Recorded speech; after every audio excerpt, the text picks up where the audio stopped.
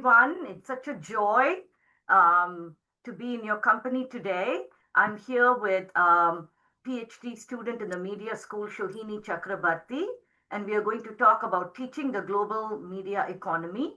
We have a PowerPoint presentation, and we will take you through it. And we are going to disappear, but we are very much here, right behind the screen, and I look forward to hearing your questions, etc. Once again, it's such a joy, pleasure, and privilege to be talking to all of you. Let me go ahead and share screen.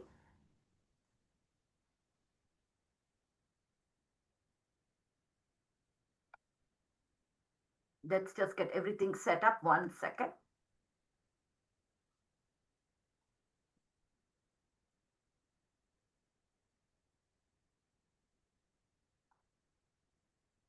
Okay, so today, we've titled our presentation, Teaching the Globalization of Media, Cross-Cultural Flows of Images, Information, and Ideologies. And just to, once again, quickly introduce ourselves, I'm Radhika. I'm a professor in the media school. And really, Raj gave a wonderful, generous introduction. But one of the capacities in which I'm here today is I regularly teach an undergraduate course on global media and a graduate seminar on globalization. And these are the courses that I'm going to be drawing from a lot today. And the person sitting next to me is Shohini Chakrabarti. She's a PhD student in the media school. Her teaching and research interests are global media industries, Korean popular culture, media and society, and South Asia. And she's here because I wanted her help putting together this presentation. I also thought it very appropriate that for a presentation on teaching, I use this opportunity to teach and mentor, right? That is very appropriate. So I was delighted when Shohini said yes, and she's helped me with the PowerPoint, with putting together everything. I've brought you all here today. So thank you, Shohini. Yeah. So I wanted to start off by setting up some broad parameters, and that is, so why should why does it make sense to have media globalization, right, in your pedagogy?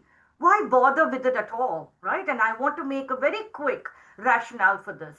First of all, in terms of your undergraduate teaching, this is an area many of your undergraduates can connect with. They are immersed in media and popular culture from childhood onwards. In many ways, it is, they are actually, it's become a form of, I would say, literally like cultural breathing, right? They are immersed in media. Often we eat while watching media, right? We do. So we're eating media and we're eating food simultaneously. I know I do that. A lot of my food is consumed in front of my television. Yes? So these are forms of, consumption that we are doing constantly. At the same time, many of our undergraduates, and guess what? That also, I say undergraduates, but this is a human activity, and sometimes even I'm not aware of those media influences, right? So media have become ubiquitous, but we are not always conscious or aware of its influences. We are saturated in media culture, from advertisements, music and jingles, streaming videos, films, video games, right? And we often compartmentalize media consumption to the harmless zone of leisure culture, right? This is something that we don't see as imposed on us. We are voluntarily consuming, right, media and popular culture. But in fact, precisely because we are voluntarily choosing it, it turns into a very powerful form, right, of subtle but constant education. So I like to think of media culture as a public pedagogy, right? Different kinds of public pedagogies. So you read the news in the morning, right? And then off you go to work. In between, you may be perusing social media, right? A short YouTube video, and then you watch a film at night. These are all forms of public pedagogies.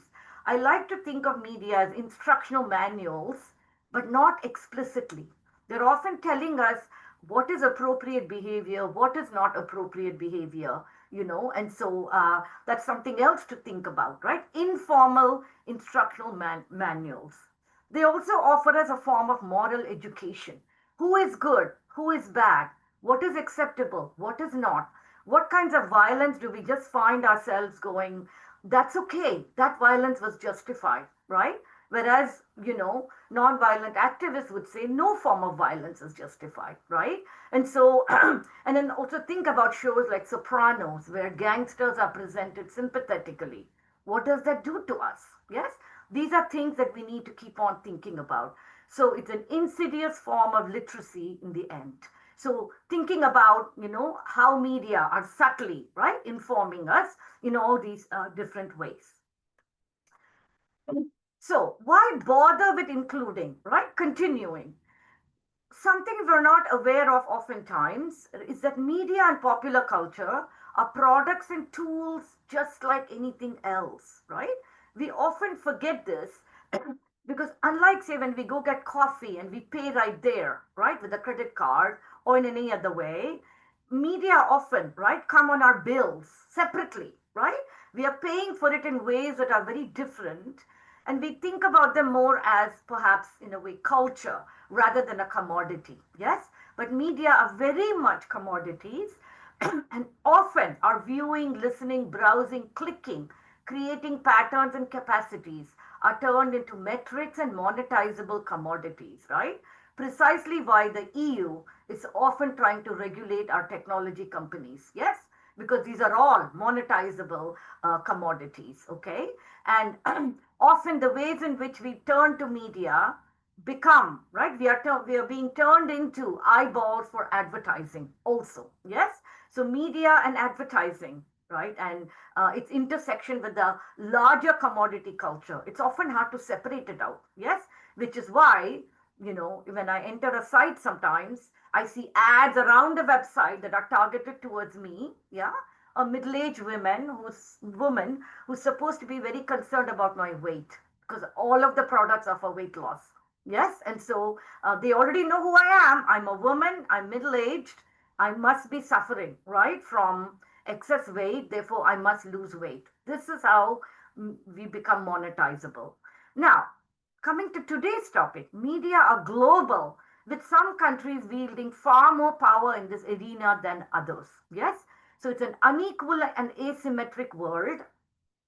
We are not consuming as much media from Sudan as we are consuming media from elsewhere. Yes, so many small countries' media, right, are not the ones that the world is consuming. And let's also remember that these are very intensely historical developments, right? These inequalities have not sprung up in a vacuum again, very much shaped by history. So the media, and I just quickly want to say, and I'm not going to deal with it much, the media offer us a window into the global economy, right? I am not an economist. I do not sit on the Federal Reserve. I am not Jerome Powell, right? Who's being discussed a lot right now. Yes, I do not work in Wall Street. I'm not a stockbroker. So most of us, our views of the global economy, our perceptions, the information are provided by media, right? So images, sound bites, graphic design, these are all the visual and semiotic elements that give us an impressionistic knowledge of the global economy and the world at large. Okay? It's important to know that the media, though, are not the only source of knowledge for us. They operate, in a complex network, right, of other systems that are also shaping our knowledge. Yes? And so, family, church, schools, professors, politicians that we encounter, right? They're also part of it, but media are part of it. So, what do we know about all these topics, ranging from immigration to global corporations to regulators to activists, right, to commodities and services, to words like tariff, right, wars, population demographics, all that shape the global economy, we are learning from the media. Now, I want to today zoom in on two topics that we think will be very good for you to cover in terms of the global media economy. There, I teach these as semester long courses. And please remember, I've extracted two topics, right? And so, because we are limited time. Yes, a part of me would like to keep you here for 15 hours, right? But I'm not allowed to. I've been told that would be illegal. So I'm not going to do that. So we had to pick these two topics, and then Shohini and I decided that this would be two good topics. One of them is called cultural/media imperialism. The other is a topic called media counterflows. And interesting ways, they are sort of oppositional topics, right? They are bookending two different approaches to addressing media. They offer a nice compare and contrast, one of the reasons that we picked them. Let's go into the first topic called cultural imperialism. And forgive me if some of you have heard of the term, but I thought it best to operate under the assumption that not everybody, right, has heard of the term. This is a key concept that allows you to delve into history, but also connect historical phenomena with current developments. So, what is cultural imperialism? It refers to the dominance of one culture over others, right? And it's a result of economic or political influence. And what does it essentially mean? This means the practices, values, or customs of a more powerful culture, right, are able to enter and shape the way of life of less dominant cultures. Why is it of concern? It can lead to the erosion or marginalization of local cultures, languages, and traditions, right? So that some languages and some traditions are getting completely lost, okay, as the imposed culture takes precedence over local cultures. Ken Wheeler just talked about that, right? About globalization. What are the consequences? How can we be good global citizens? Should we be concerned about this? I will leave you all to judge that. Yeah, what does it mean? Yes, when a language is lost, a way of thinking and a way of life also gets lost, right? Language informs conceptual thinking. So when we lose a language, right, I am not the same person when I speak in my mother tongue. I can feel it. Yes, my mother tongue is Tamil, right? And so we all know different languages and we switch. And so what does it mean? Historically, cultural imperialism has been associated with colonization, right? And this is something perhaps you teach your students, but this is a context of cultural imperialism where European empires largely exerted their dominance over other colonized nations in Africa, Asia, and other non Western contexts. There are colonialisms not related to European colonialism, by the way, and I don't mean to brush those aside, but for the sake of time today, we're focusing mostly, right, on European colonialism. European colonialism shaped the context for globalization, right? Without this form of colonialism that existed in the 19th century and started prior to that, we would not see globalization in the way that we have seen it. So one of the things that I like to share with my students, right, are these maps, okay? And here we have a map of Africa, and then we have a map of India, and this is to share with them the sheer extent of colonialism and its reach, right? So if we look at this Africa map, and it actually tells you which countries, right? Belgium, France, Germany, Great Britain, Italy, Portugal, Spain, and then it has one color code for independent, okay? And that was, you see here the Empire of Ethiopia. The rest, right? And perhaps a couple of others. But Africa, the entire vast continent of Africa, right? And they call this the scramble for Africa. Then here is India, and all of the pink here denotes British rule, and all of the green is all the princely states. But please remember, most of the princely states were in collaboration with British colonialism, and they had to sign treaties, etc., right? And so their powers were limited, right, due to British colonialism. So these maps just help my students understand, to what extent these huge parts of the world, right? And I've given you two examples. And when we think about the kinds of colonialism here, we have examples of mercantile colonialism, plantation colonialism, right? And many of these colonialisms, the colonial powers either left, as in India, right, which was mostly mercantile, or some of them stayed, right? And that was also a different kind of colonialism. And so the other map I showed them is a settler colonialism, right, where the colonizers who came never left and became, right, part of the existing population, and those who were colonized, right, went through certain kinds of, constraints and oppression, and then, right, certain kinds of rule, right? So this is just sort of sets the context, right, for the reach of colonialism. Now, when we think about what happened during colonialism, this was the foundation for the modern global economy. This was when the foundation was laid, right? Transnational trade, trafficking in raw materials. Where do you take raw materials? You take them from one place in India. Cotton was taken to England, right? And to the Manchester factories there. Human labor, finished goods, supply chains, how to raise funding and venture capital, the creation of stock markets, right? All of these aspects of the global economy that we see today, including shipping, supply chain circuits, etc., are being laid upon this foundation during the height, right, of the colonial empire. Now, today, more relevant for our focus here is the foundation was laid for a global media economy. And I'm going to talk about India, which is a very familiar example to me, not just because I'm from there, but I've also, most of my research focuses on India. So I'm going to share that example. But much of this is relevant also for Africa. Yes. So one of the things that created the foundation for the global media economy was the introduction and promotion of colonial languages. In the case of India, that was English for the most part, but in other parts of India, there was also Portuguese and some French, right? But English was the dominant colonial language.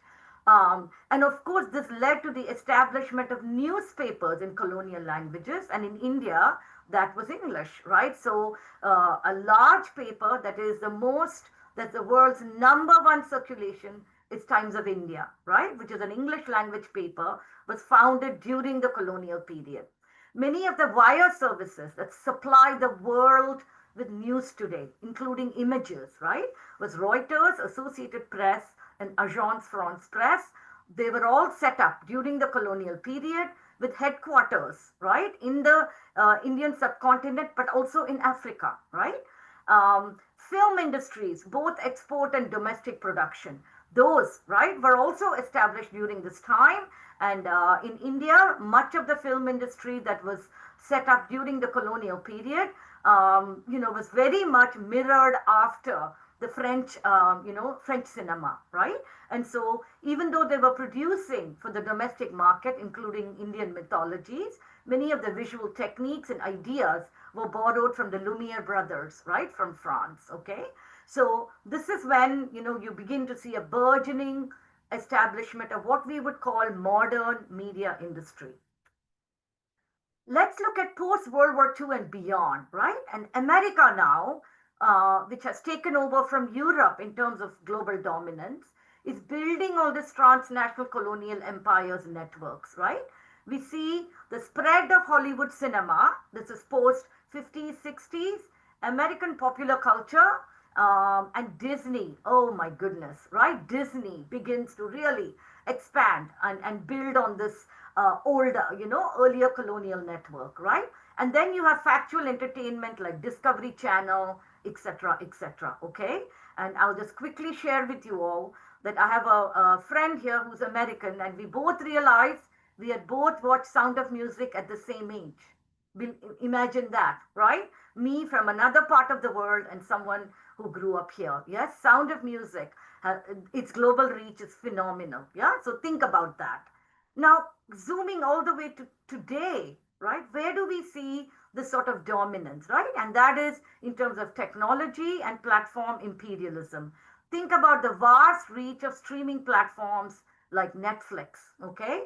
And one quick thing I'll share is that in earlier days, a lot of the American programming we watched on television, particularly, they used to call it a form of third world dumping. Yes, where once programs were done here, they would be offered, right? So I watched I Love Lucy well past the time that people here watched it. Yes, thanks to streaming platforms, Netflix, we are no longer, right?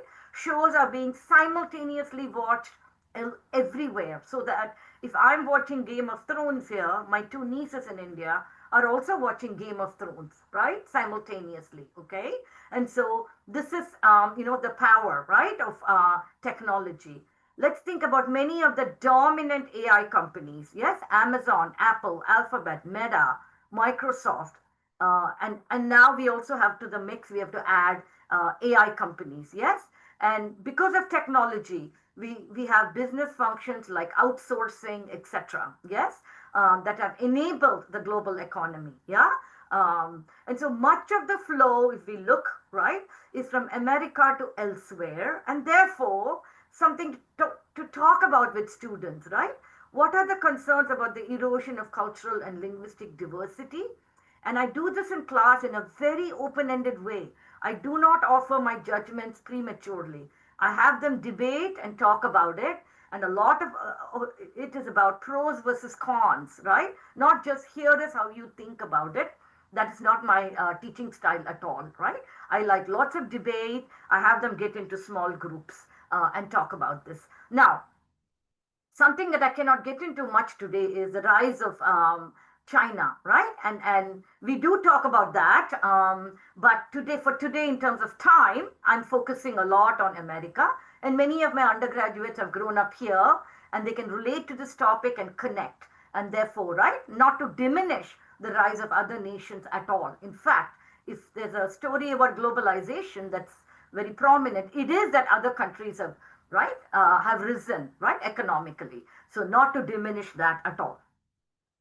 So one of the exercises I like to do with students most recently, and this can be an ongoing, evolving, moving target, right? Moving with the times, is to ask them to think about global celebrities like Taylor Swift, right? Who was a global phenomenon, right?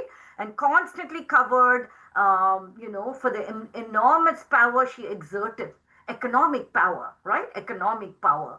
And there was a sense of surprise I could see in the media coverage. I don't think they expected a youngish woman, right, to be quite this superpower, right, economic superpower. So what we talk about in class is, how does an American woman like her become a global celebrity?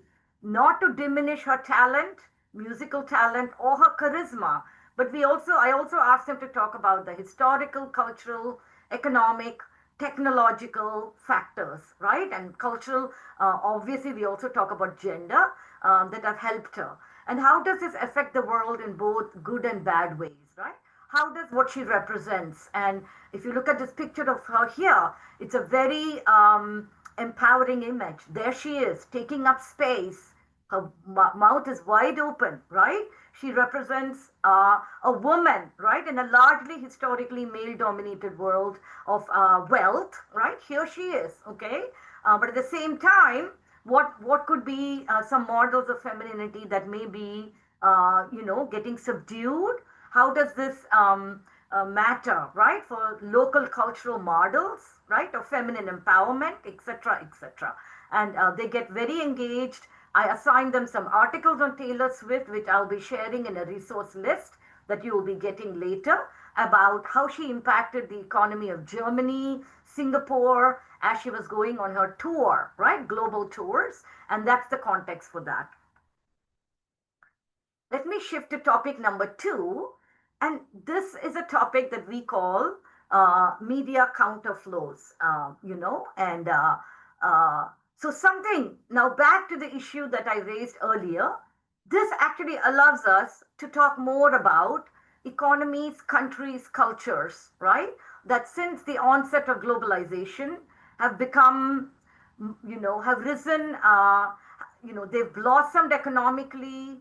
They are offering, right, a lot of competition to America as an economic force, right? And when we think about that, starting the 80s and still continuing for better or worse, as the world has changed. And one of the things I like to talk to students about is we do not have a unipolar global economic and political order. Yes, for sure, when the EU was formed, that presented and continues to present an interesting economic and political conglomeration. It's a political conglomeration, but it's also an economic conglomeration, right? That offers, right, competition in the global economic and political order. But what is truly different about the recent, economic shift with globalization in the 80s is the rise of China, Korea, India, Brazil, and more, right? so that you had the formation of BRICS: Brazil, Russia, India, China, and South Africa. Yes, this was considered, right? And you also have the rise of something called the G20. These are the countries that are beginning to prosper. Even in certain countries in Africa, you've begun to see, an economic shift, right? And today, China is very much in Africa as an economic power. It's also in Pakistan, right? Funding all kinds of projects in these countries in a way that America and Europe have done before, right? So these are, and there are complex alliances. If you all were listening to the news the last few days, there was a lot of alarm about India, right, being seen with Russia and China, right? The political leaders joining hands.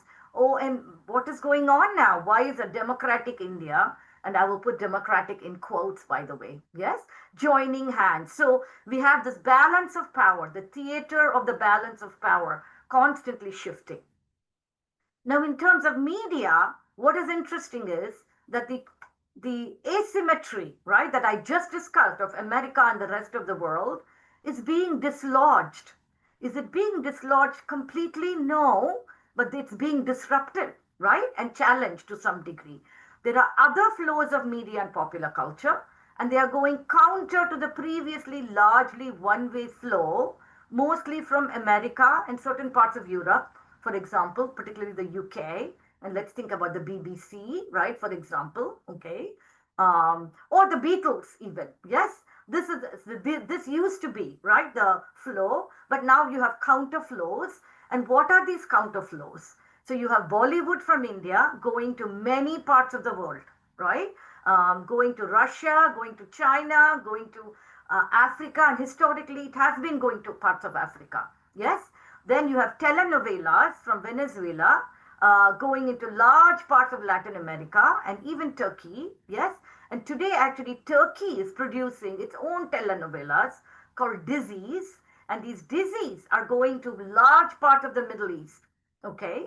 Then you have Nollywood from Nigeria, which is a form of film production, very unique, right? Low budget, which has now gone high budget, but going to large parts of Africa, okay, and to the diaspora, the African diaspora. And finally, what we're going to talk about, which is K-pop and K-cinema, going from South Korea. If there is a quintessential success story of globalization, oftentimes textbooks will lead with South Korea, right? Because they were able to, what some experts would say, right, actually create a miracle, go from, quote unquote, a third world country to becoming a country that is become an economic powerhouse. Yes. So if you go to India today, it's full of Samsung and Hyundai. Yes. And that speaks to their global economic power, not just in America, but elsewhere.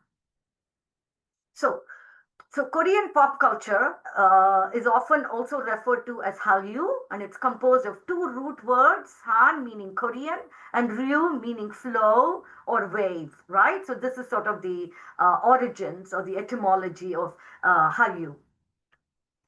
And just a little bit, we won't get too deep into this, into the evolution of K-pop, right? Which started in the 1990s and then really was propelled forward dramatically with digital globalization, right? Where you can have instant access to pop culture today. You can have instant access to pretty much anything today, right? Both a challenge, so even in terms of teaching, it's wonderful to have access to YouTube videos and TED Talks and, right, instant access, yes? But it also means that we live in a culture of distraction, yeah? Just saying that very quickly, okay? And here were two groups, right, that propelled K-pop into, into its really, really what I would say sort of a form of global recognition. BTS and Blackpink, yes? And I have to thank Shuhini for a lot of the information provided here. And if you have any more detailed questions, I know she's standing by here, right, to help. Now, one of the interesting things about K-pop is that it cannot be treated as some organic industry where, the stars just emerged because of their talent being recognized on the street or in small bars, right? It's not that kind of underground phenomenon, yes, or what we think of as cool, independent, right, artistry. Yes, it is very much an industry. Just like you saw on American Idol, right? There are contests, and then contests that often involve tweens, okay, and even younger children, perhaps. Then those who win these are trained in studios, okay. There's very much of an exposure to hybrid music. They're trained in choreography. There is a concerted, organized effort to engage fans through events and other very strategic, right, kinds of activities. And there's also a careful attempt to have cross media presence, right, including thinking about how to get people involved through multiple media strategies, right, whether it's events or it's tours, or it's releasing videos strategically, yes, celebrity appearances, etc., etc. It's an industry that's to a large degree divided by gender. There are there are boy bands and girl bands. The audience is largely female, right? Um, and Shohini and I were just talking before we got on this. There's also a perception of androgyny, right? Obviously pertaining largely to the boy bands, and that helps to some degree cater to a female gaze. Yes, cater to a female audience. And there are very gendered labor expectations, right, within this space. So how do, right, how, in terms of how do they act on stage, and also that oftentimes they try to appear, we don't know the reality for sure, yes, that they are not attached, right, in terms of heterosexual or any other types of relationships, so that there's always a cultivation of desire, right, among fans. It's an industry that is very, very much driven by high tech and very, what should I say? They invest a lot in high concept visuals, fashion. They try to stay very current with beauty standards and avant garde beauty standards. There's experimentation, right? They experiment a lot with their looks, and definitely, a lot of the appearance, the aesthetics, right? It's very much, there's a feedback loop from fans, right? They're catering to fan taste, okay? Um, Now, in terms of cultural hybridity, they take a lot from Western culture, including from aspects of hip hop culture. Yes, because hip hop is also a part of this taste culture. Um, Young people don't consume popular culture in compartmentalized ways, right? So they are cleverly, right, taking from here and there. There's often debates on whether this appropriation is correct, whether it's okay, whether it's legitimate, right, or not. Is it done authentically, etc. And there's a global fan influence on the entire industry. And one of the interesting aspects of this counterflow that Shohini is actually studying is the travel of K-pop to hitherto, locations that were not, part of K-pop's reach until a few years ago. So, for example, it's become quite popular in India, right? And this is very unique for someone like me who left India more than many, many decades ago. Yes, I could not have imagined, right?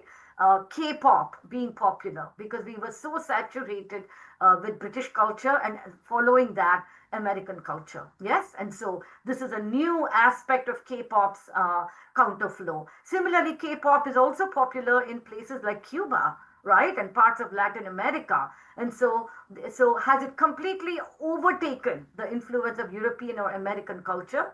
I cannot say that, right? That is not an empirically tested, but certainly it is going into these spaces. Now, what are some major teaching points, right, that you could take K-pop as a case study? Yes. So it's a multi-billion-dollar industry with global performers and fan bases. It is an economic force because today we are focusing on global economy. It's not just a cultural force. It's an interesting example of an orchestrated, well managed, right? To some degree top down, not altogether, no, economic industry. They're very good at using platforms like YouTube, TikTok, and Spotify. It's turned into a major soft power tool for South Korea, What do I mean by soft power? It means that it's become a way for Korea to expand its image as a happening place, right? As a place that people can relate to. And this is the power of American media culture, right? Through Disney, and I watched plenty of Disney, right? Mickey Mouse, right? You could relate to America as a place that was fun, that was filled with opportunities for creativity, and that you could really connect with America in a way that's not top down. This is not the American military telling me how to think about America, right? It's a persuasive soft power, and Korea is able to use this, right? South Korea. The fandom is an interesting part of the economy. It is an integral part, right? And they incorporate fans by, through allowing them to vote, right, on various aspects of pop culture, by streaming, through charity events, and also through social media activism, right? They encourage their fans to get involved in certain topics and promote that. Um, the way in which K-pop is the industry is able to circulate and distribute content, create buzz, and amplify branding is truly an example that many students who want to get into media careers may find quite inspirational, right? So they can take away not just conceptual points, but also points for their own, perspective if they are considering media careers. It creates an audience for merchandised and licensed products as well, and that is not something new. Disney and other companies do that as well, but it's just interesting that we are seeing right, a Korean, right, pop culture industry, yes, doing this. Now, the other industry that we're going to talk about very briefly today, though, is cinema, right? The rise of Korean cinema in the 90s and onwards. And this is a very good case study, Korean cinema, to talk about what does it mean when the government gets involved in promoting an industry in a major way, right? And so the Korean government in the 80s and 90s realized that Korean cinema could be one of their best exports, right? To project a great image of Korea as a place that was not just about manufacturing, right, or what you might call lower end of the economy, but really that this could be a form of they could promote, right, Korean culture as creative and as capable of producing cinema that is as good as cinema from the West, right? So they actually created policy initiatives, right, to help support the industry, to subsidize it, to also encourage actually what they call chaebols or major industries within Korea, right? Other industries, manufacturing, to support the film industry, right? And so the government got actively involved. Now, Korean cinema is also has its hybrid influence. And by the term geocultural, what we mean is that Korean cinema has become very popular in parts of the world where there is cultural proximity, right? So, for example, there's been a surge in international interest in Korean cinema, particularly in East Asia, including Japan and, of course, China, right? China is one of the major consumers of Korean cinema. The cultural proximity, the racial proximity, also the proximity of Confucianism, right, are all creating common ground for Korean cinema to go into East Asia. And this is not a minor market, right? These are pretty big markets, okay? Now, a major moment of recognition for Korean cinema in the West, which, by the way, once a form of culture or a cultural product from the non-West gets recognized in the West, it only adds currency when it goes back to the non-West. I hope you all understand what I mean by that, right? So if Indian cinema receives Oscars here, that adds to its branding in India, not just in the West. Yes, it becomes seen as something very important. So a Korean film called Parasite won the Best Picture Award at the 92nd Academy Awards in 2020.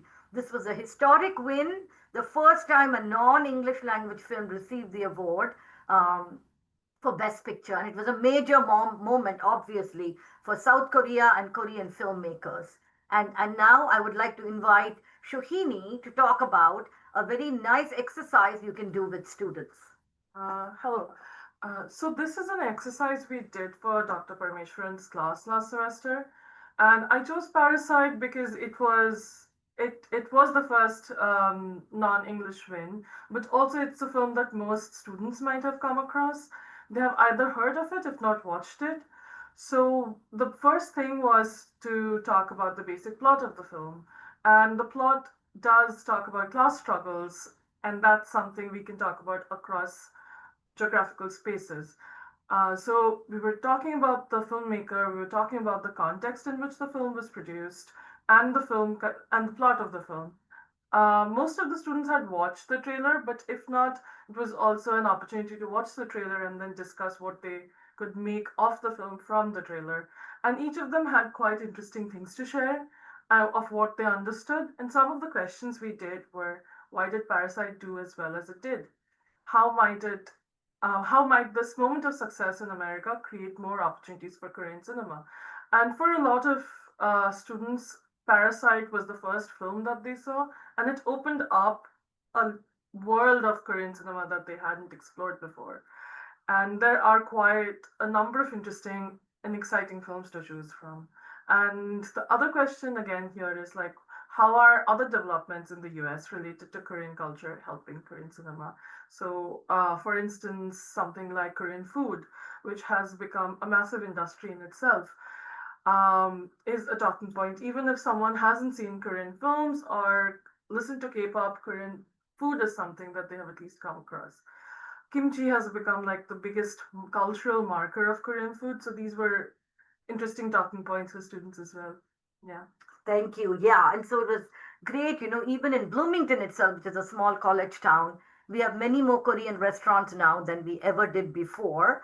And for students who've come from other parts, we even talked about fusion tacos, right? Tacos which have bulgogi, the Korean meat in it with Korean sauce and pickled cucumbers, right? Fusion food. And so, we talked about this. And as you all might imagine, you could talk about other media counterflows in this way. And an interesting week that we do counterflow is also Bollywood, right? And I show them a great video, BBC video on Bollywood, and I have a similar exercise for them. And so this becomes a way for them to learn about, how media culture, right, from a certain country or nation doesn't become popular in isolation, right? There are all sorts of things happening around the rise of media culture, yes, including, food culture, including, say, in the case of India, for example, the rise of Mendi or henna, right? What does it mean to know about henna? How did they learn about it, right? Etc. Etc. To situate media, right, within the larger context. What we've done today is take you through a journey, explain to you, why media can be a very interesting aspect of the global economy to discuss with students. How does the media teach us about the global economy? And then taking up two topics, right? Where does American media flow to undergraduates in your classes? And why does it flow that way? What does it mean? How does it build on historical developments? And then addressing how people are not just watching American media today, media from other countries are flowing too in other regions of the world, perhaps not with the same volume and momentum as American culture, but still offering, right, a counterpoint, yes, to American media culture. So that's where we are, and I want to thank you all for this wonderful opportunity, and I will stop share now and let Teresa take over, or Raj. Thank you all again. Uh,